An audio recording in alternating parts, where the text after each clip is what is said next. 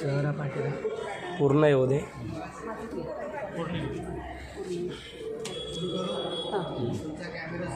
हां आता काय राहणार. नंदिनी माझ्यासाठी रोज एवढे व्यायाम हां अरे वा. चारच आहेत. गृहीत करा ही उभी भिस्त आहे. आता नाही आहे पण तिथे गेले तरी चालेल मला. चालेल तिथे गेले तरी चालेल. तर आपल्या जीवनाचा आधार आहे. सगळ्याच्याच घरामध्ये रामदेव बाबा घुसलेले आहेत. अनुलोम विलोम प्राणायाम भस्त्रिका सगळे करून एखाद्याच्या BP आणि हॉस्पिटलमध्ये ॲडमिट करायची पाळी अनेक जणांना आलेली आहे. त्याचा अनुभव आहे. म्हणून तुमच्याकडे सध्या मी 4 भिंतीचे उलटे व्यायाम करून दाखवणार आहे. तेवढे माझ्यासाठी करा. तुमचे स्पॉन्डिलायसिस नव्हे सगळे शरीराचे व्यायाम दुरुस्त होतील. एकही तक्रार राहणार नाही. तेव्हा पहिल्यांदा झोपायचं कसं बघा. बस या उभ्या भिंतीला मी पाठ या उभ्या भिंतीला करून झोपतो आहे. माझे डोळे बिलकुल मिटलेले आहेत. या उभ्या भिंतीला पाठ लावलेल्या 90 मापाचा कोन मी यामध्ये करतो आहे. उभ्या भिंतीला हे फूट लागलं पाहिजे. हा हात या पद्धतीने ठेवला. दुसरा हात आहे तो आधारासाठी ठेवलेला आहे. 2 पायापैकी जो वरचा पाय आहे त्याला सावकाश वर द्या. अगदी सावकाश. हाडेदर्पीचे व्यायाम अजिबात नको. असं काही तुरत की एवढ्या अंतरावर माझा पाय आलेला आहे. आपल्या बेंबीमध्ये ताकद असेल तरच दुसरा पाय वर उचलला जातो, अन्यथा उचलला जात नाही. हा हात बाजूला करा. माझे डोळे मिटलेले आहेत. हा आहे पहिला व्यायाम. आपल्यासाठी मी फक्त एकदा असं डोळे उघडून पाहतो आहे. जवळपास हे पाय माझे 90 मापाचे आहेत. हा पहिला व्यायाम काय सिद्ध होतंय बघा. हा जो पाय आहे तुम्ही जेव्हा लहानपणी पृथ्वी मातेला लाथ मारून उभं राहायला शिकला तेव्हापासून ह्या पायाला अरे पाया चालत राहा चालत राहा. पाय थकलाय, पाय दमलाय. पाय ही एक आपल्यासाठी दुर्लक्षित वस्तू आहे. पण या पहिल्या व्यायामानं काय सिद्ध झालं बघा. तळ पायापासून जे अशुद्ध रक्त आहे ते खाली येतं. घोट्यामध्ये जे अशुद्ध रक्त आहे ते खाली येतं. गुडघ्यामध्ये जे अशुद्ध रक्त आहे ते कमरेमध्ये येतं. आणि कमरेमधलं अशुद्ध रक्त हे पहिल्यांदा हृदयात येतं. आपल्या ज्ञानाप्रमाणे हृदय हे एक आपल्या घरातल्या कपाटाचं काम करत आहे. आपण कपाटामध्ये हवे त्या वस्तू घालतो आणि नको त्या वस्तू घालतो आणि हव्या त्या वस्तू त्या वेळेला काढायला लागतो. म्हणून केवळ कपाट हे वस्तू ठेवण्याचं काम आहे. वरून आलेल्या ह्या हृदयामध्ये रक्त येतं. ते फुफ्फुसामध्ये जातं. फुफ्फुसामध्ये त्याचं शुद्धीकरण होऊन पुन्हा हृदयामध्ये हे शुद्ध रक्त येतं. आणि हृदयातलं शुद्ध रक्त हे पुन्हा एकदा या मेंदूमध्ये यायला लागेल. आणि या डोक्यामध्ये कुणाचा सायनस प्रॉब्लेम आहे, कुणाचं डोकेदुखी ती पूर्णपणे जायला लागेल. आणि अशा रीतीने डोकेदुखीचे सगळे प्रॉब्लेम नाहीसे झाल्यावर परत एकदा मेंदूमध्ये अशुद्ध रक्त यायला लागेल. ते तिथून पुन्हा हृदयात येईल. त्याचं फुफ्फुसामध्ये शुद्धीकरण होईल. फुफ्फुसात शुद्ध झालेलं रक्त हृदयात आल्यावर हृदयात एवढी ताकद आहे कमरेद्वारा गुडघ्याद्वारा ह्या घोट्याद्वारा तळ पायापर्यंत जाईल. आणि हा व्यायाम तुम्हाला जास्तीत जास्त 3 ते 5 मिनटं करायचा आहे. स्थिर स्थितीमध्ये हा पहिला व्यायाम झाला. दुसरा व्यायाम याच्यापेक्षा अगदी सोपा आहे. अलकून पालकून मांडी घाला.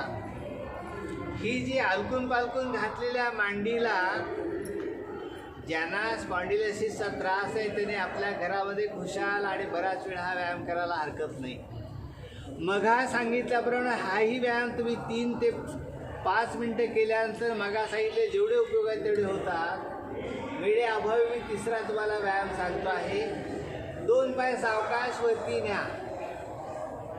आणि हे 2 पाय वरती गेल्यानंतर 2 पायामध्ये अंतर ठेवा. याला नाव आहे व्हीचा आकार. आणि ह्या व्हीच्या आकारामध्ये हे सगळेच्या सगळे व्यायाम तुम्हाला 3 ते 5 मिनटं करायचे आहेत. बघा पहिला व्यायाम भिंतीला 90 मापाचा कोन केला. दुसरा व्यायाम आत्ता आपण आलकून पालकून मांडी घातली. आणि तिसरा व्यायाम हा व्हीचा आकार. पण सगळ्याला जेव्हा 3 ते 5 मिनटं बनत असताना ते कसे मोजायचे, माझे तर मी डोळे बंद केलेले आहेत. याच्यासाठी अतिशय सोपी आणि साधी युक्ती आहे, प्रत्येकासाठी सांगतो. पहा, 10 दीर्घ श्वास घ्यायचे आहेत, 10 दीर्घ श्वास सोडायचे आहेत. आणि ह्या 10 दीर्घ श्वासात घेता आणि सोडताना तुमचा बरोबर वेळापत्रक 3 ते 5 मिनिटांमध्ये होतो. आता वेळेअभावी केवळ 3 श्वास घेतो आहे, 3 श्वास सोडतो आहे. कृपया माझ्याकडे आपण पहा.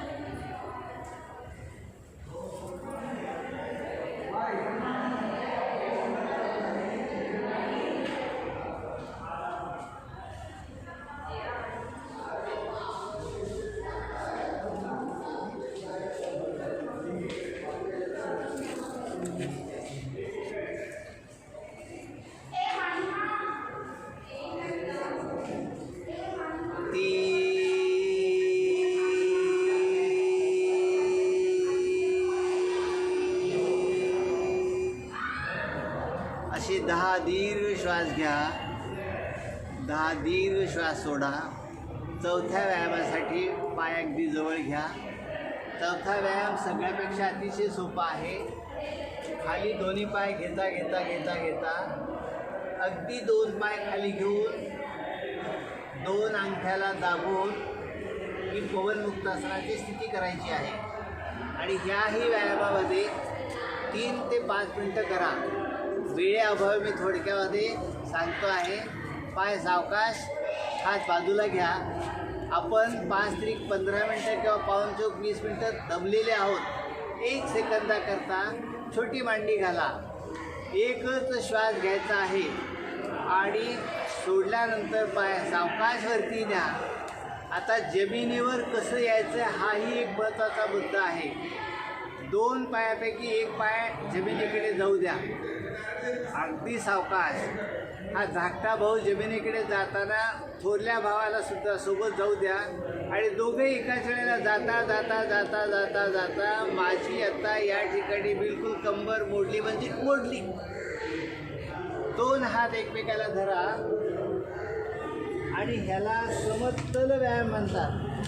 इथे 5 दीर्घ श्वास घ्यायचे आहेत आणि 5 दीर्घ श्वास सोडायचे आहेत. वेळेअभावी आता आपल्याला उठायचं आहे.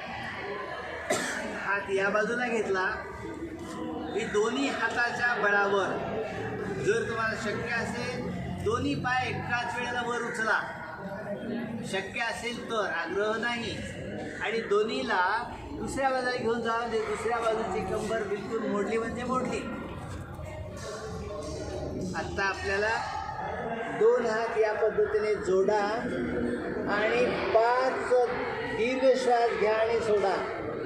बिलकुल आता उठायचं आहे. काय करणार, एकदा रिलॅक्स होण्यासाठी हात बाजूला घेतला आणि पाय जोडला, हात जोडला आणि लहान मुलगा कसा उठतो त्या पद्धतीने उठा.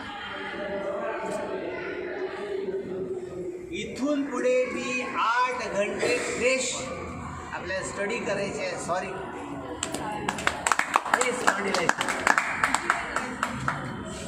म्हातारा माणूस आहे यार, जरा कंबर तुमच्या घरात, घर तुमचं आहे, दरवाजे बंद, खिडक्या बंद.